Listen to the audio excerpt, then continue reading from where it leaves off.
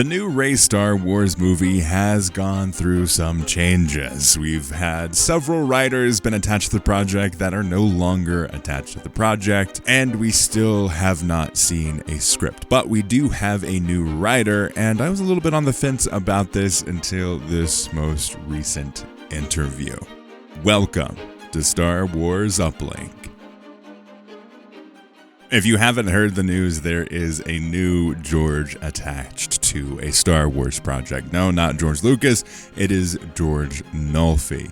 And he has been tapped to write the script for the upcoming Rey movie.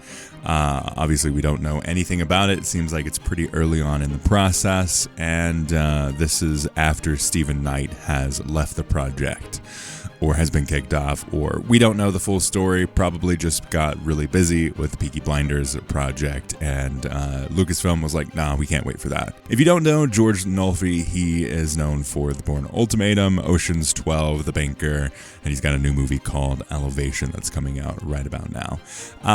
Now, what the heck does this have to do with Star Wars? He's writing the new Star Wars movie, but why should I care? Well, I've had a big criticism with a lot of the recent Star Wars stuff, mostly around the Mandoverse projects.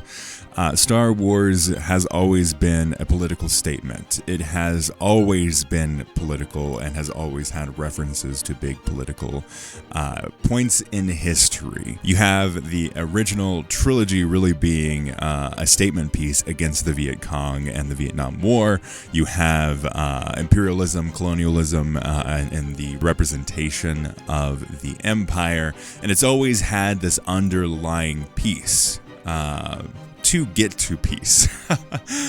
Star Wars has always been a story about hope in the face of huge political and galaxy-wide turmoil. It is about finding yourself and finding the people that can impact a galaxy no matter the size. And finally, with George Nolfi, it seems like we have someone that definitely understands that. In a recent interview, he was talking about the upcoming Star Wars movie and Star Wars in general, and he says this.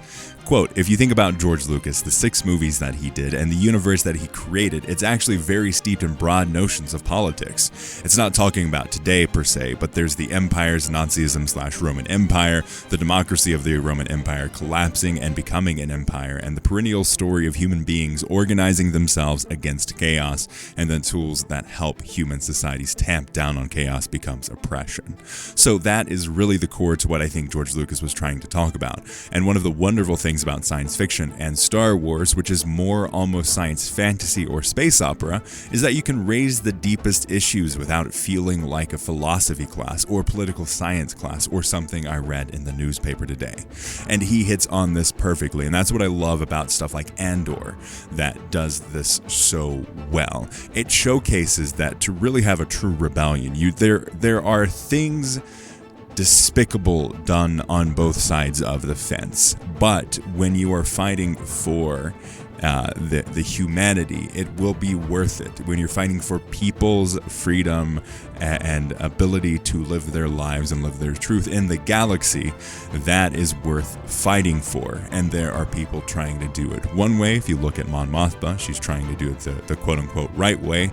And then you have the other way, the more destructive way, the destroying of the resources that the Empire holds dear. And this is what I think that Star Wars, most recently in the Disney era, hasn't really focused on. I'd say the Mandalorian era, the Mandoverse time frame, is just not interested in it. It's interested in being more of a commercial success than it is being an art piece or a statement that holds true to the history and foundation of Star Wars. If you look at The Mandalorian, it's pretty cut and dry on the story that's happening. It's a very caring story about a father and a son, a type of figure, and their place in the galaxy, but it doesn't really dive deep past that. What is the motivation? I'd say the first season and the second season really started this path of like, what does it look like when you are raised in a cult and find out that you are raised in a cult? What does it look like to find your place in the galaxy for yourself versus what you falsely held in your upbringing? How do you come to terms with this? And then season 3 was like, like, yeah, nah, we're not doing that. We're doing Mandalorians, and we're doing Ahsoka, and we're doing this and this. And you like all these rebellion characters and Clone Wars characters and blah, blah, blah. It's like, we don't care about that at all. We just want to have fun in the galaxy. Woo! Meanwhile, Andor's like, what does it actually take to start a rebellion? Is not so cut and dry. It is no longer the easy path forward. If you look at the efforts that Luke and the rebellion and Cassian Andor and the rebellion and these things that are happening, if you look at it from the other perspective, these are terrible things. They are terrorists against the Empire. They're trying to dissolve everything that this organization, this company, this government agency, this whole society is built on top of. They're trying to destroy that, and they're killing people, and they're disrupting the trade routes, and they're destroying the money that people have been working hard to earn. But when you look at it from the rebellion's perspective, it's like, if you look at the Empire, they're doing despicable things. They're doing terrible things. They're oppressing people and planets to gain resources from those societies that have already been there, whether they're peaceful or not. And this is something that I think is so core to what makes Star Wars so great. This belief of people and hope first, and fighting and doing whatever it takes to make sure that comes through in the end. That is what Star Wars is ultimately about, and this is really exciting. I'm very excited to see something in Star Wars at this scale that hopefully will bring something meaningful, that will do something that means something in Star Wars, that says something in Star Wars past the Mandoverse era of, like, you remember playing with Star Wars action figures? Yeah. You remember that? And that's it. Rather than saying, oh, hey, let's focus on what really makes the Mandalorian tick. What happens when you have this character who was a bounty hunter, who had very few morals, come into a position where he has to question if he's doing the right thing?